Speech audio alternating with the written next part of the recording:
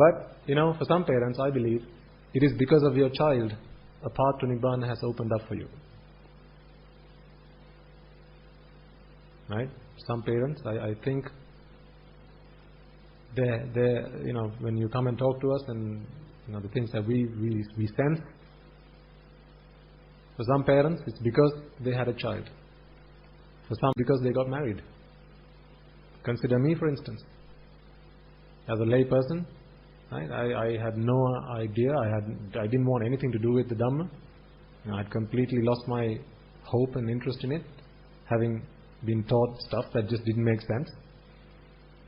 As I said, it was only after I became a monk I started to even chant Karanimetta Sutra.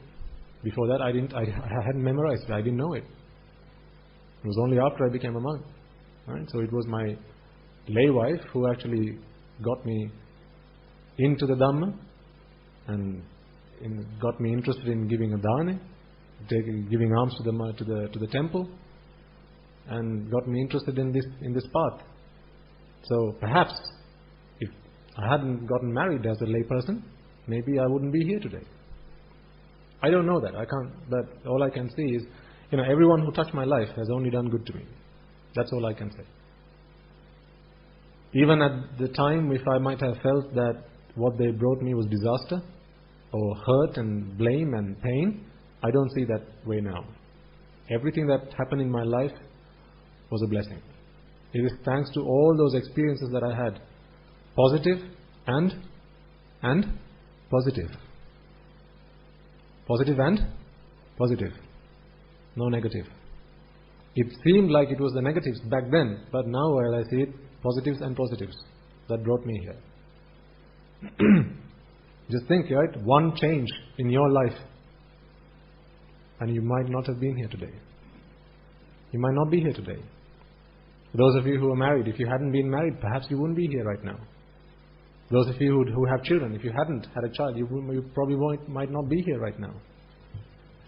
For those of you who got made redundant, if not for that, you may not be here right now. If you have children who got addicted to drugs, whatever, alcohol, sex, whatever, you might not be here right now. It may be that was the trigger for you to be here today. Perhaps there are parents whose children might have committed suicide. Maybe that was the trigger for the parent to come and seek refuge in the Dhamma. Ultimately, something got you here. So whatever happened in your life, I don't believe in repenting or being sorry for myself. What's the point? What's happened has happened. And all I see it is, whatever happened in my life, they were all paving the path for me to be here today. Some people, if you went blind, maybe that's why you're here today. You lost everything you had. Maybe that's why you're here today. Or you're a billionaire. Maybe that's why you're here today.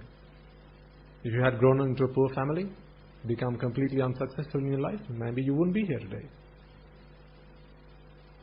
That's why I say, don't regret about the things that have happened in your life. One, it's pointless.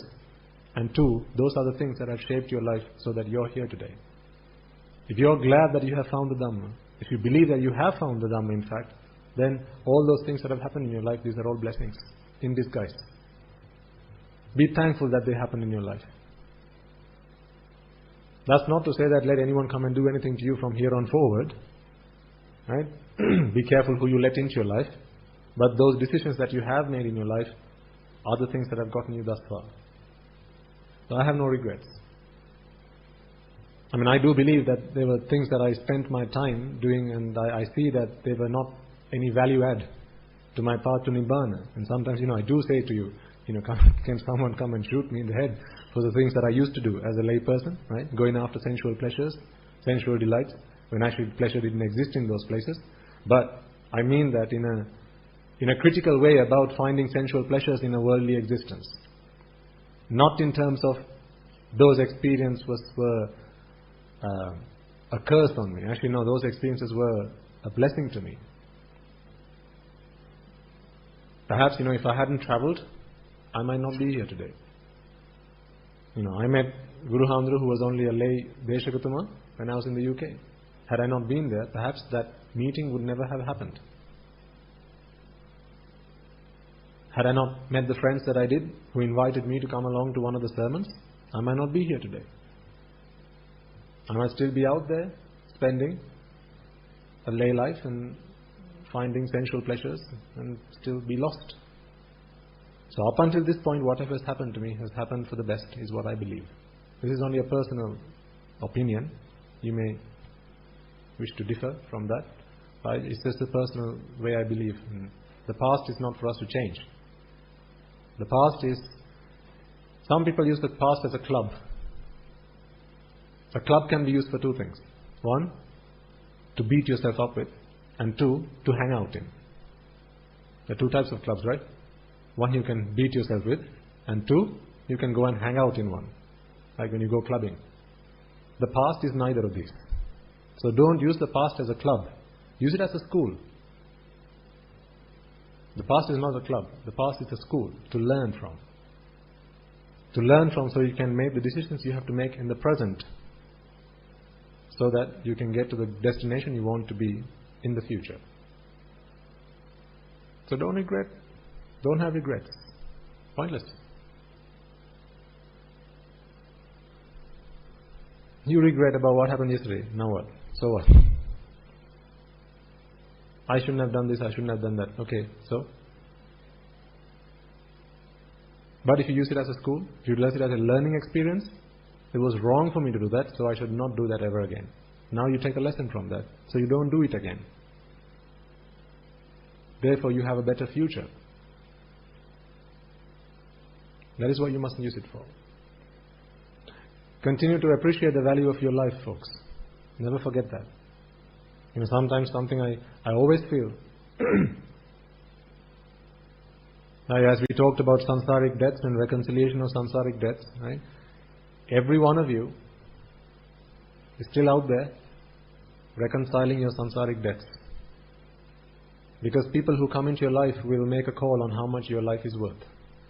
Right? If at your workplace, what's the going rate nowadays per day? What's the average? How much do people earn? Rupees? 35,000 per month? Average salary, is it? Roughly speaking. So let's say 1,000, 1,500 rupees a day. Roughly speaking. Right? If that's how much your employer is paying you, then you're reconciling a Sansarik debt here. Because whatever the true value of human life is, minus 1,500, what are you paying in? What are you paying in? Human life.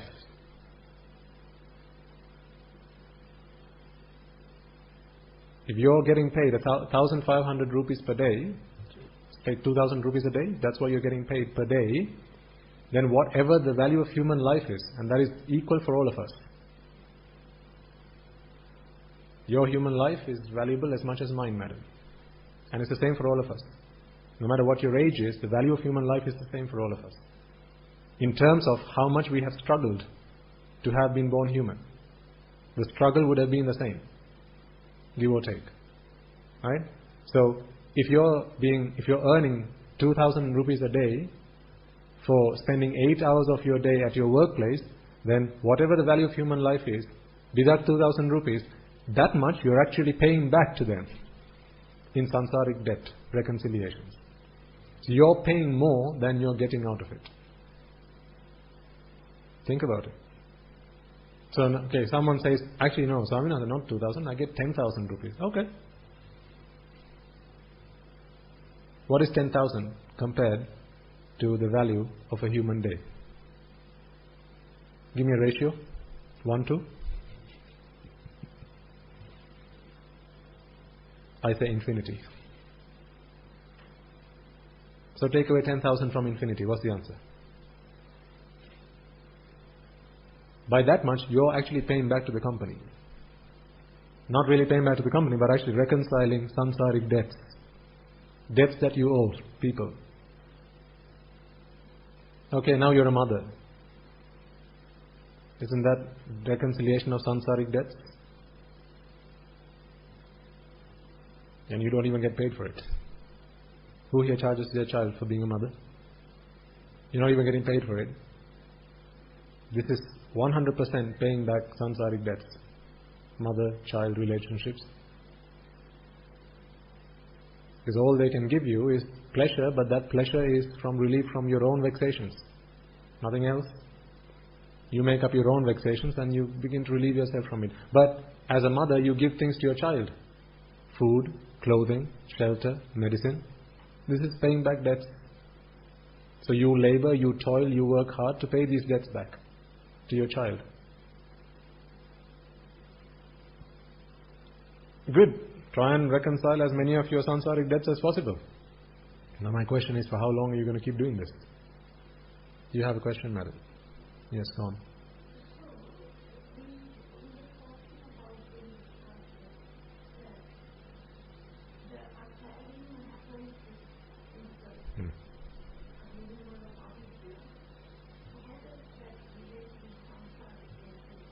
Okay. When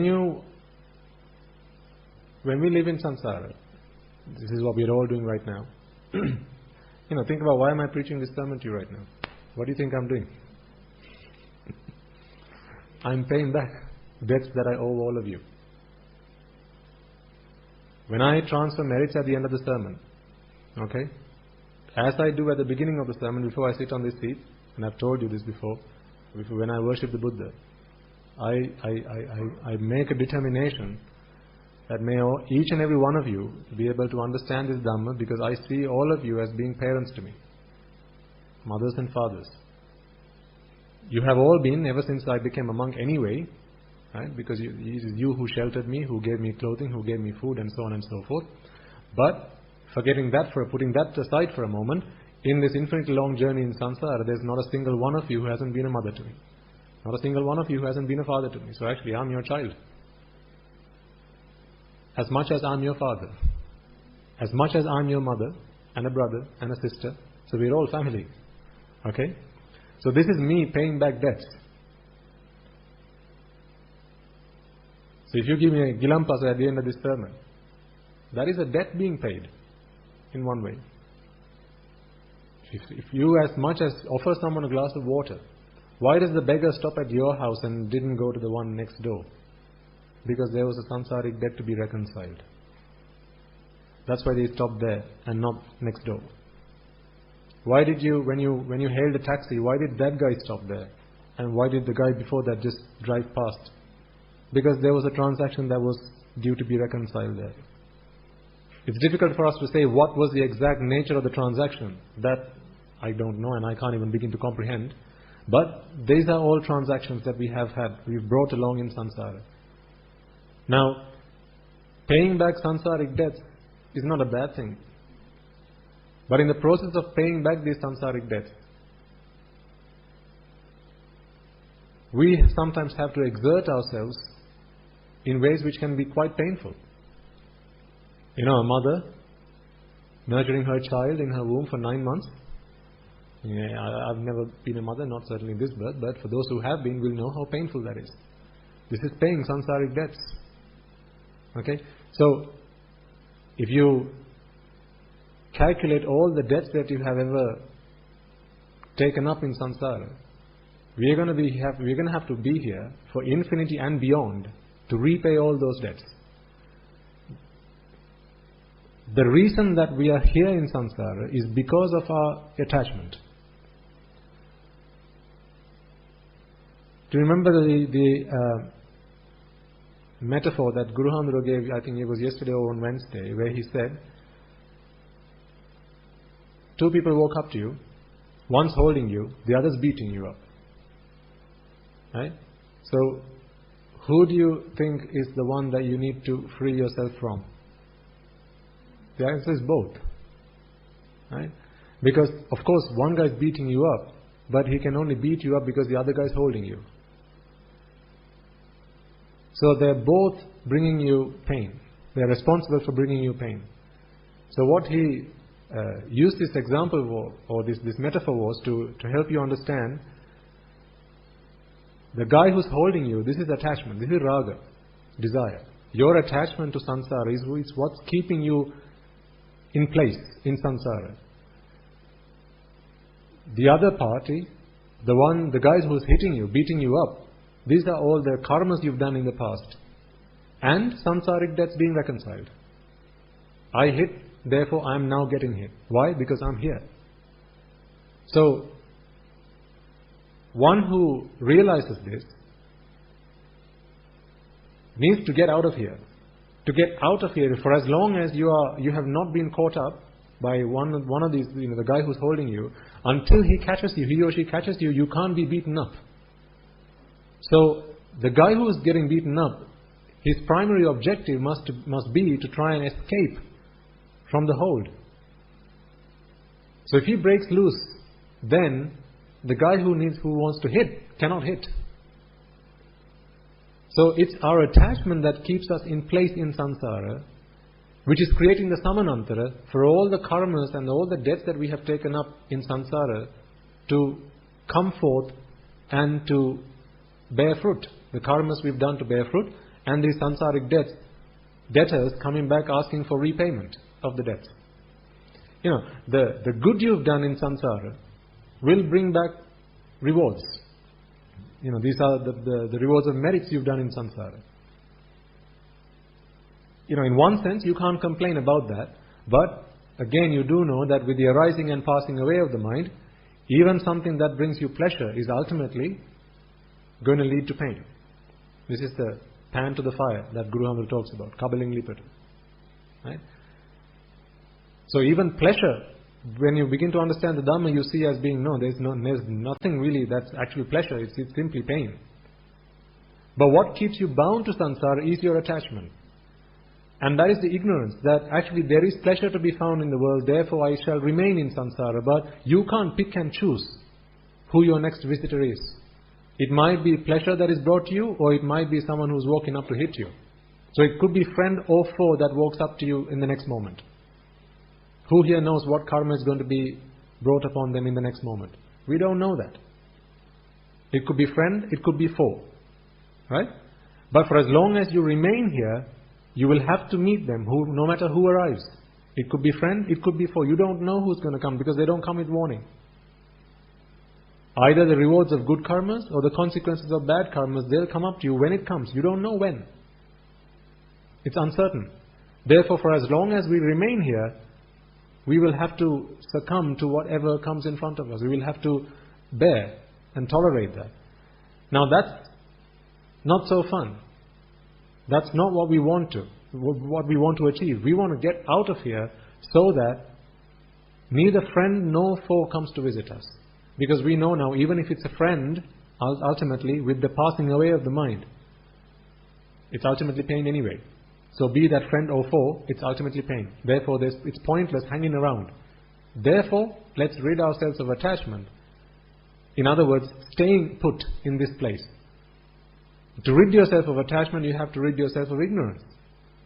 So rid ignorance, there goes away attachment, and in other words, you are no longer staying put, waiting for some either friend or foe to pay you a visit. Now, for as long as you're here, you have to pay your samsaric debts. If you've travelled, then when you have taken up a debt in that country, usually they get, this information goes into the systems, right? So when you're about to leave the country, usually they'll do a check and they'll go, you have these debts that you haven't paid off yet. So we can't let you go until you have cleared your debts. So then you have to repay your debts. If they know, if they get wind that actually you're going for good and you're never going to be coming back, then they will demand for repayment. This is why, I said, the Buddha, I think one day I shared this with you, this sentiment that, in the way I see it, the Buddha is one who came along to rig the system. He completely rigged the system. If there's one person you can find who didn't comply with the system, that's the Buddha. He didn't comply with the system. He said, I don't want to be responsible for the bad that I've done. I don't want to suffer pain and torture for the bad that I have done. I want to get out of here.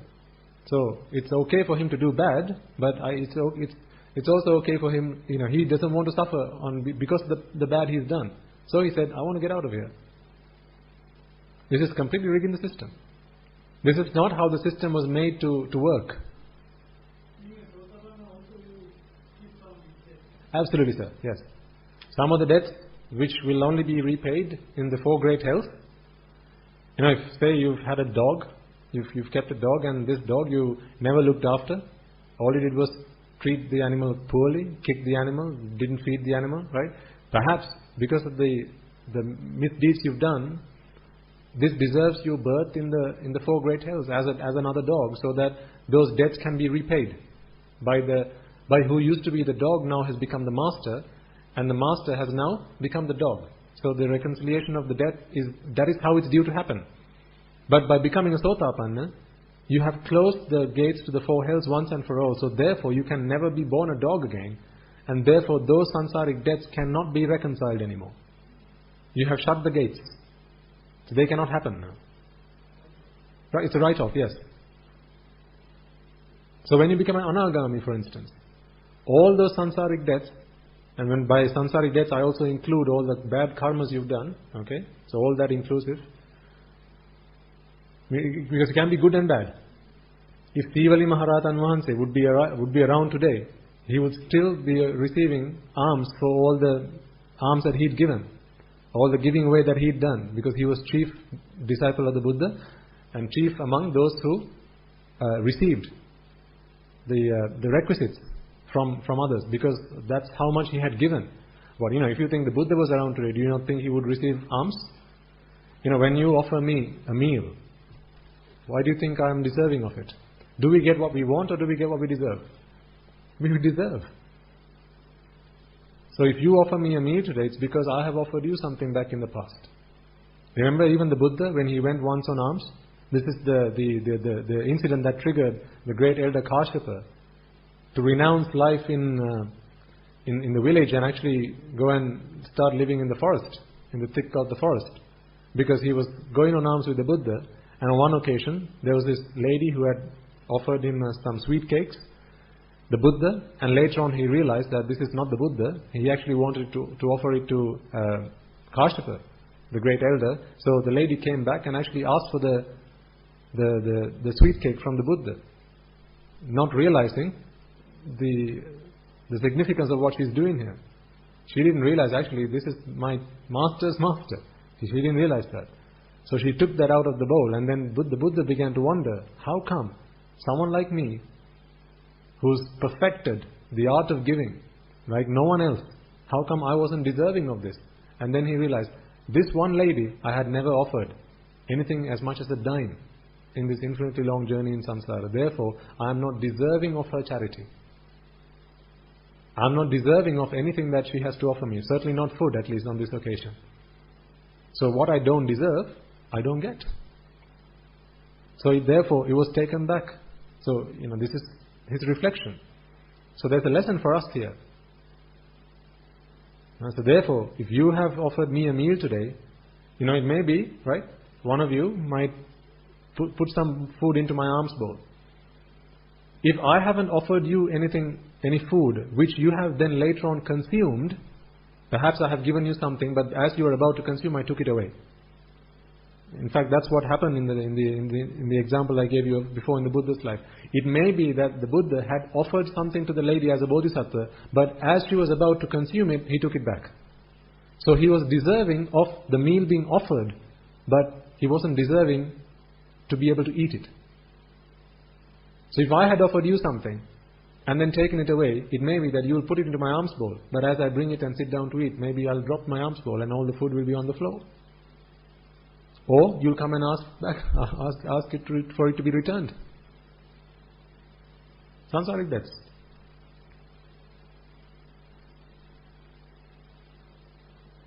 So the problem here is, if you consider, just thinking about this life, the good you have done versus the bad you have done, the ratio again is 1 to infinity. So how can we expect then to live a happy life? Forget about past birth. Now, seriously, forget about past births and ask yourself, in this life, how much good versus how much bad you've done. And I'm talking about every chitta. Right? Every time you got angry, how intense was the anger? Every time you felt desire, how intense were those feelings? It's either raga, dvesha, moha or lobha, dvesha, moha. How intense were those feelings? Have you never lied? Have you never killed? Have you never stolen? Never backstabbed? Never engaged in frivolous speech? These are all things we've all done. Right? So even if you forget, put aside past lives, the things we've done in this life, if we were to stay alive, hang around to suffer the consequences of the deeds we've done in this birth, it's enough to take us for a very long time in samsara. That's enough to take us for a very long time in samsara. Right? So this is the problem. We've done more bad than good.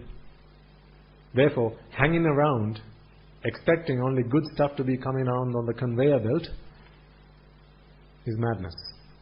This is why we need to get out of here. And even if it's the good stuff, still we know now that with the arising and passing away of the mind, as long as there's attachment, there's only going to be suffering at the end of it. So really, there's no such thing as good out there. Hopefully you get what I'm trying to get across here. There's no such thing as a good feeling or a pleasurable feeling, enjoyable, because ultimately it all leads to suffering. So if you take the end result, there's only suffering out there, not happiness. So there's no good and bad. Ultimately there's only bad and bad. Bad and worse. So, you can't find pleasure out there. It's only pain. It's only suffering. Then when you get that understanding, I have to ask the question, why do you want to hang around?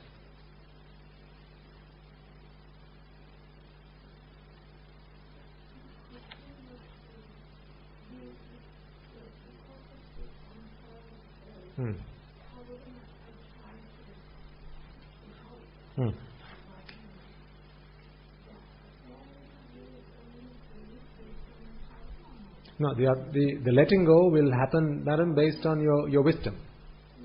So, yeah.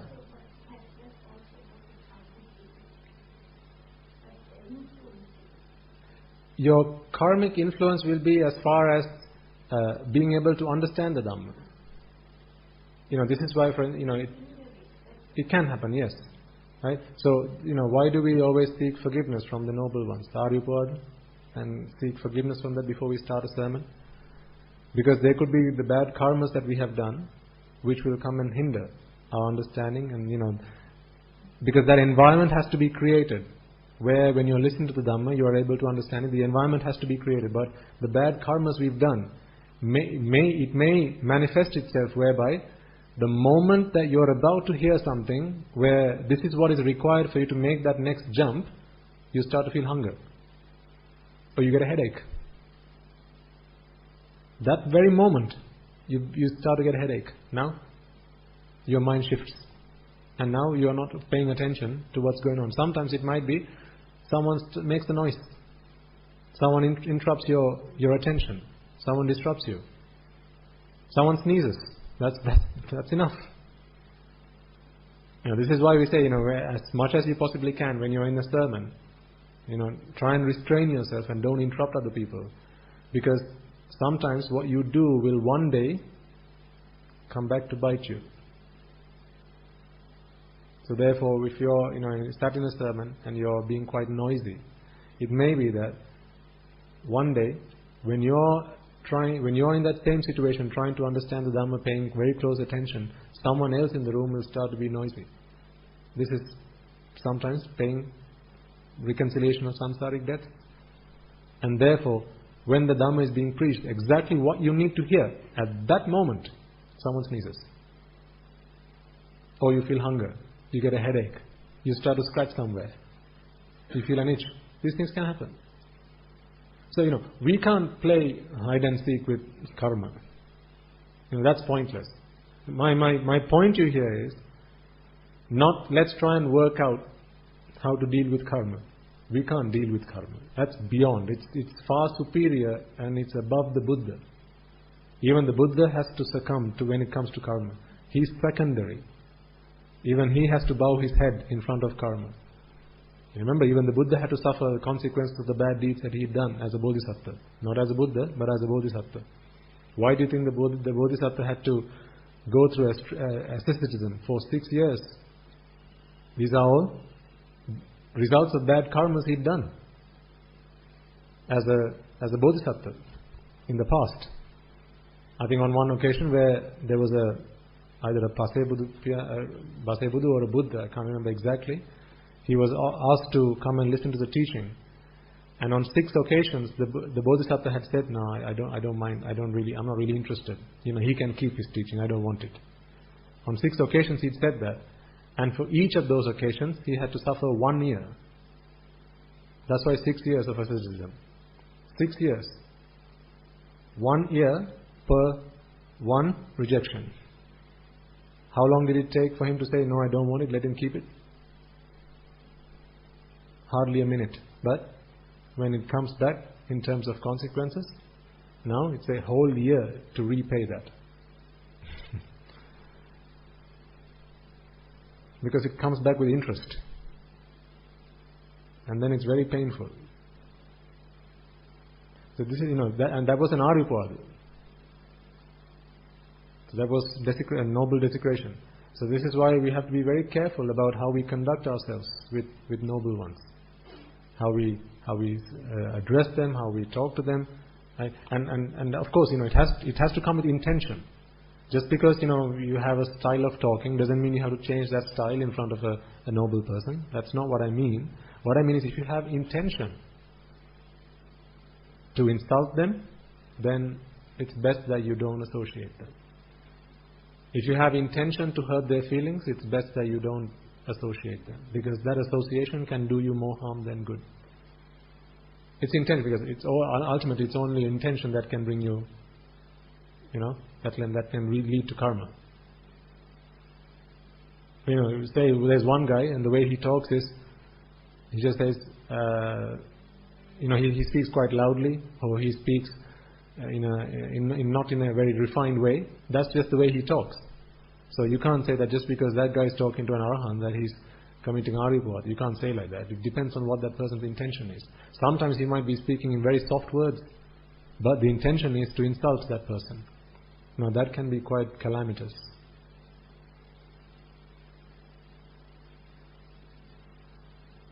So in the Buddha's life, he's shown us with example where bad karmas can lead you.